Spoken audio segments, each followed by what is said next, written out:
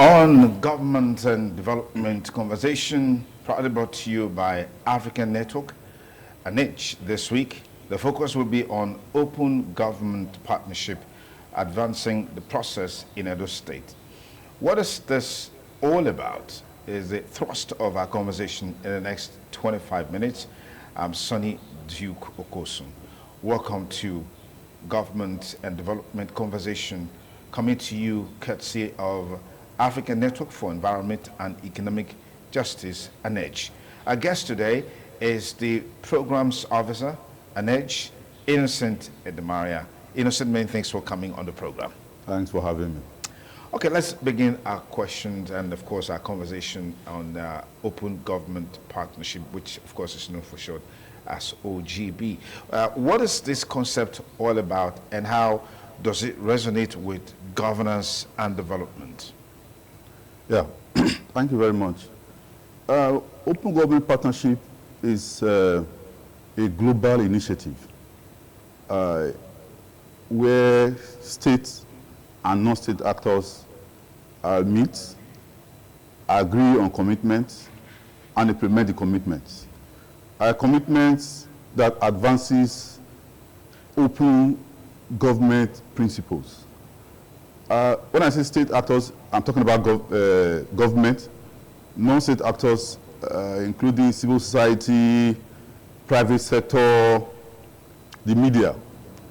And when I say open government principles, I mean issues of transparency, accountability, inclusion in governance, and all of that. And you agree with me, those are terminologies that are acceptable around the world as best practice, including citizen participation.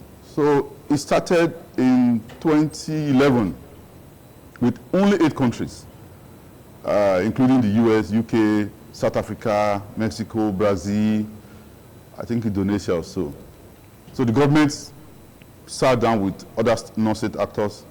They agree, say maybe I want to do this and that, but they just agree on commitment. They document the commitments in form of action plan. So they jointly implement. In that case, you will not have, in those days, government and civil society, they used to be poles apart. Some CSOs throwing stones, saying government is doing this right, is doing this wrong. So where you have both parties sitting down to say, in the next 2 years, this is what we want to achieve, then who will now blame who? Everybody will be carried along, in the conception. Everybody will be carried along as well in the implementation, and as well as the monitoring and reporting on the commitment. So it's a global standard, and it's in line with best practice. Fantastic. Open government partnership means it's a global practice geared towards strengthening governance and government, making governance accessible and more transparent and accountability.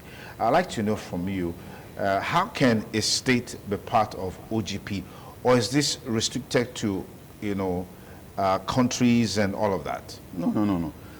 Well, Nigeria as a country joined in 2016. The famous anti-corruption summit that happened in London when David Cameron was Prime Minister. The one he was recorded saying that some of the fantastically corrupt countries are here. At that summit, President Muhammadu Buhari made commitments to join the OGP, having met some set criteria. Now, once a country has joined, states can now indicate by sending a letter of intent to the National Open Government Partnership. So a lot of states in Nigeria are doing that now. I think in 2018, Edo State government sent a letter of intent to the National OGP to join the initiative. States like Kano, Kaduna have long joined. So you send a letter of intent to the National OGP, then the letter is accepted. From there, a few other processes happen. There is a preliminary visit of the national office to the state. the consultation with stakeholders, so you have to bring it to the knowledge of both states and non-state actors for them to understand it. Then you have different workshops for state actors separately, non-state actors separately. Then you now do a combined workshop. From there, we progress into having a retreat where the commitments are, itemized based on the interests of government and the other parties. Okay. Commitments are itemized, under specific thematic areas. Then how the commitments will be accomplished are also itemized, in a 2-year state action plan.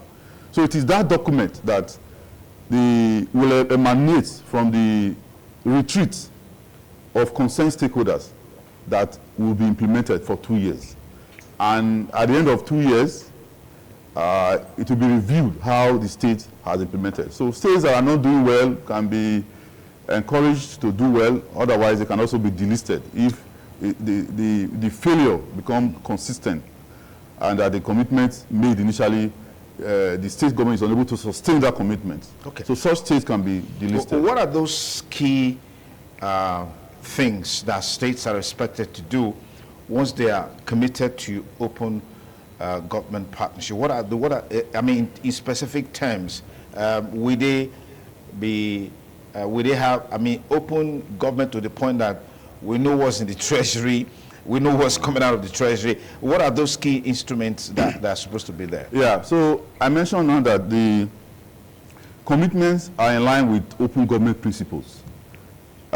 You talk about promoting transparency and accountability. So what that means is that in concrete terms, if you say open budget process, that's a transparency terminology. For instance, a budget process ought to be inclusive, which means that it starts with needs assessment. At some point, the budget is presented to stakeholders, for discussion and input and all of that. At some point, input from constituents are collected before it is now sent to the House of Assembly for consideration and passage. Then the government signs. Then that document is supposed to be publicly accessible to the population. So if you say you are implementing the budget, it's gone are the days when you say you have a budget that you are implementing, nobody sees the budget. And that's what still happens now at the local government level. So at the state level, states have advanced in implementing transparency initiatives. So if you say transparency and accountability, the state's budget processes should be transparent and inclusive. And some states are also implementing commitments around access to information. That's why you see people talking about domesticating FOI law. At the national level, one of the commitments was anti-corruption. That was why the Nigerian government put in place the National Anti-Corruption Strategy. You have a document on how you will address corruption, on how you will respond to issues of corruption, beginning from issues of prevention, enforcement, public awareness, and all of sanction and all of that. Then you also have commitment around citizen engagement in the entire governance process. So what that means is that the government is not alone. The people are not far away from the government. So at interval, government is bound to consult with key stakeholders. And nowadays, you also have issues of inclusion. How is the government cabinet formed? How are appointments made? And all of that. How heads of MDAs, how are they shuffled? All of those ones are in concrete terms, are commitments that government make and they implement. For example, if you talk about open access to information, most states that have that as part of a commitment, they say they will, within a given time, they will domesticate FOI law in their states. So that's a clear commitment. So in the next 2 years, you work towards it. What you do is that the Ministry of Justice, through the legal drafting team, now commence the process. At some point, people are called, Nigerian Union of Journalists, Civil Society, NBA, for consultation to discuss the document, before it is now accepted as an executive bill, which is sent to the government. So those are concrete terms, things that are agreed upon. Like, for example, at the federal level, the federal government agreed on operationalizing open contracting data standard. So what that means is that improving access to procurement data right from the beginning, from the first stage of planning, which is the budget, to the contract stage, to you now begin to implement. So there's a platform called Nocopo, which all MDAs are supposed to upload their data. So from your house, you can access a contract, look at the stage of the contract, then maybe you go and visit and provide feedback to the government that this information that has been uploaded here is not correct. Yeah. So it increases access to procurement data, in a usable form. Okay. That people can access from the comfort of their home, okay, with a laptop and other things, what the government is doing, the contract that has been awarded, was the contract budgeted, how much is the contract, what is the stage of the project, and what is the duration, and all of that. So those are in concrete terms. If you just join us, you're on to Governance and Development Conversation, proudly brought to you by African Network for Environment and Economic Justice, ANEJ. Our focus today is open government partnership, looking at how the process is being advanced in Edo State. That will be our major talking point when we return after this short break. What is Edo State, or where is Edo State in this whole conversation of OGP? What is the level of success story about OGP initiative implementation in Nigeria? What is the level of penetration in terms of states' involvement in OGP? We'll look at all of that when we return after this short break. Stay with us on the program. Much obliged to have you join us again on Governance and Development Conversation on Independent Television, proudly brought to you by African Network for Environment and Economic Justice, ANEJ. Our guest today on the program is the Programs Officer, ANEJ, Innocent Edemaria. Thank you so much for coming on the program. Thank you for having me. Okay, let's talk about the positioning of Edo State in this whole conversation on OGP.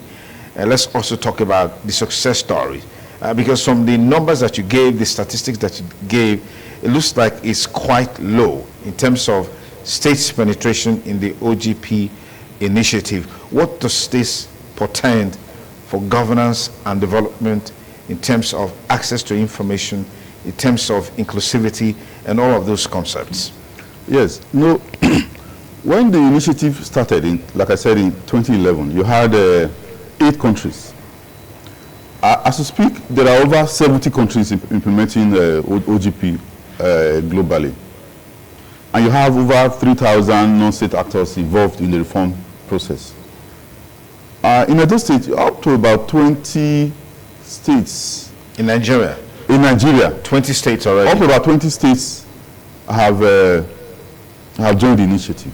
There is it's one thing to announce signing on.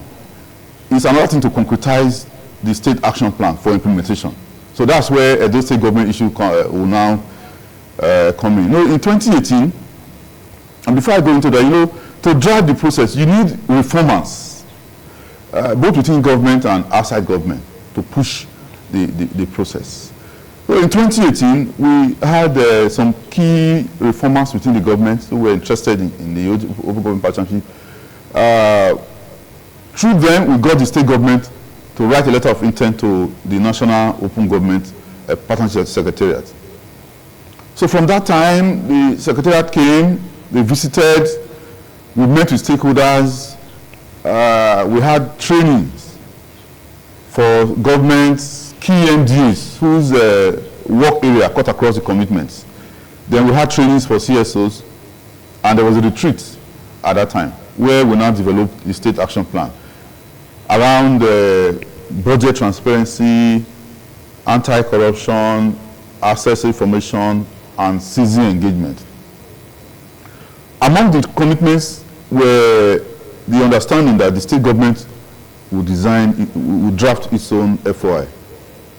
And from between 2018 and 2019, steps were taken to implement some of the commitments, even if the government was yet to formally endorse the document. You know, once you design a document, the chief executive has to endorse the document.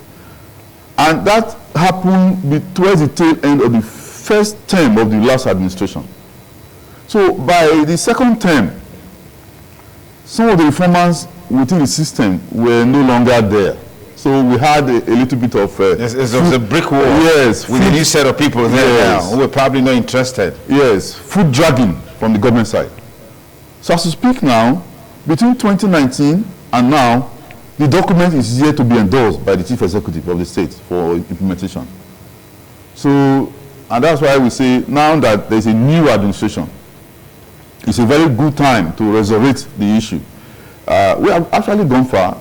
We worked with the former Attorney General, that was Professor Yinka Omorogbe, the former Chief of Staff to the Governor, Comrade Taiwo Akerele, up to the stage of getting the document that will be approved by the Governor. The document was never approved because the time it came to the Government, it got to the end of the first tenure. So by the time when the previous administration resumed, it took almost a year to appoint commissioners, if you recall. And all of that delayed the process. And we got stuck somewhere. So it's a good time to resolve the issue, and we're encouraging the state government to revisit some of the initiatives that has even started implementation. So what the government needed to do was just to endorse the initiative. You know, get a report that will be circulated all over the world. For instance, under the anti-corruption commitment, the state committed to developing an anti-corruption strategy. You know, government, they really don't like that terminology, corruption, when you talk about. So we had to recoin the word to reflect transparency and accountability strategy. Not anti-corruption. Would you say that seems to me like your hands were bent backward to be able to get them have a buy-in to the initiative? No, just to make it acceptable, so you don't explain too much. But, you know, if you are engaging government and you come with strong anti-corruption terminologies, you just scare them. So we landed softly with the terminology, integrity and accountability strategy, which was developed, even if the full state action plan was yet to formally endorsed. So we have progressed with some of the issues. So when the document was not signed, so the process was stalled. As we speak now, we have a document awaiting the governor's endorsement for implementation. Okay. And all of that. So we are encouraging the state government. The initiative was domiciled at the office of the Attorney General at that time. But it could be domiciled in any of the office. So is this your recommendation to the No, the initial work we had done was driven by the Attorney General. Okay. So it can still be taken up by the current Attorney General, or even the head of service can take it up, or even the Commissioner for Budget and Planning. That's what happens in 20 states so far in other states have been Nigeria. In Nigeria have signed into OGP. Can we say these 20 states are committed to OGP in terms of some of the key templates of commitments required by states that have keyed into it? Yeah, states like Kaduna, they are doing very well in terms of disclosure. You know, in Kaduna State, before the year reach half, Kaduna State is one of the first to publish its audited accounts. I don't know if you have. Kaduna State. Yes. Is it under the present administration or the previous administration? No, under the previous administration. Previous of Nasser El-Rufai. Yes. Yes. Now there are some states. You know, there was a piece of work we were doing with FCDO at that time, working with CDOC in Enugu. We're doing state transparency survey. We're assessing how documents were publicly available. you know, because of states' involvement with World Bank and the SIFTAS project. So they keyed into some of these theories, or what I call it, some of these initiatives that we're proposing. So they were now publishing documents. At that stage, you have a lot of states, like Kaduna, Kano State, for example. Kano State has its own anti-corruption commission, you know. States like Jigawa always come, before you even ask of a document, the document is already online. Right from the beginning, the first stage of the budget, as called circular, to the last stage, which is audit, you will never need to wait or even ask to receive such document. So states made progress at that time. But of course, some were still lagging behind. And just like Edo, a few states also have the challenge of getting the chief executive to also formally endorse the document. So the parties will meet, they will do training, they will develop a document, they will consult, you know, they will move around to inform stakeholders. But now, concretizing it at that last stage, a few states are also having the same challenge in the country. Interesting conversation on the level of states' penetration of the OGP initiative. Well, I would like you to talk more about the success stories in terms of how has involvement of states in the OGP initiative advanced these states? I mean, in terms of tangibility of impact and benefit, how has it been with states that are in it?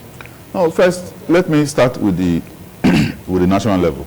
You know, there are a few things that are happening there. Some of those things now become templates for civil society advocacy. For instance, at the national level, the Nigerian government committed to having a beneficial ownership register. That was a big issue because companies were having people who were really not the main owners. People were now, how do I describe it now? People who flaunt for some big people at that time. So even with the summit in 2016 in London, the issue of beneficial ownership came up very strong. So Nigeria got committed to that.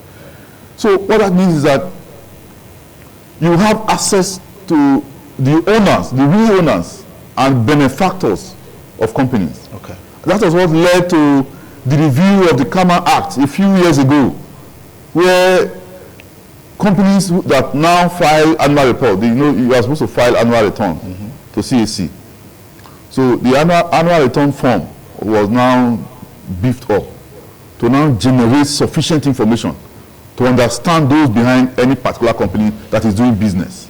That has made progress. Okay. That was why in 2023 in Atlanta, when the US government hosted the Global Anti-Corruption Summit, Nigeria was celebrated for its progress around beneficial ownership. Okay. Then another issue they have also made success is the issue of open contracting data standard that I tried to cite earlier.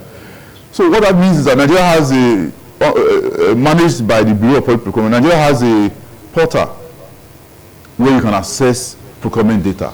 But the challenge there is that, you know, MGs are not, some of them are not compliant. Because, you know, BPP doesn't have that power to sanction, to prosecute every MD. Yeah. And that's why the role of CSOs is also very important. All right. So some of those successes now became templates for states.